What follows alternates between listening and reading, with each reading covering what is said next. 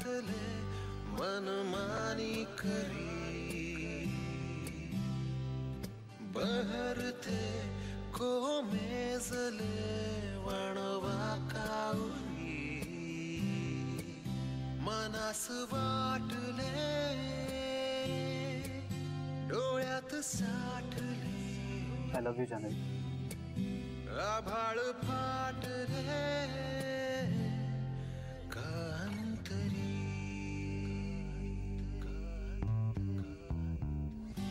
आठवती सारे राग रुसवे नाही खरी काही भास फसवे प्रेम की यातना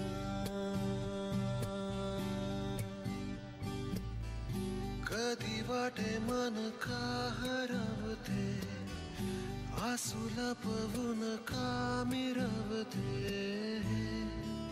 प्रेम की यातना हाँ हाँ है प्रेम की यातना. ठीक है तुझ्या ह्या अशा छान असण्याला आपलंसं करण्याला आनंदी असण्याला उत्साहाला माझीच नजर लागेल का असं वाटतंय.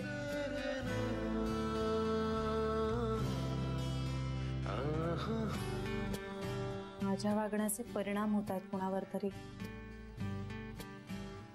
आणि मला चुकीचे संस्कार करायचे नाहीये. अच्छा म्हणजे हे सगळं कोणाला तरी इम्प्रेस करण्यासाठी चाललंय तुझं. ते कोणीतरी मला माझ्या प्राणांपेक्षाही प्रिय आहे.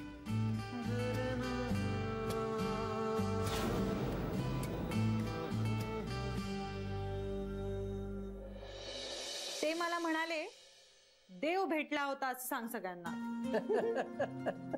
बाबा बस स्टॉपवर येता जाता किती माणसं भेटतात आपल्याला पण ती अनोळखीच राहतात ना.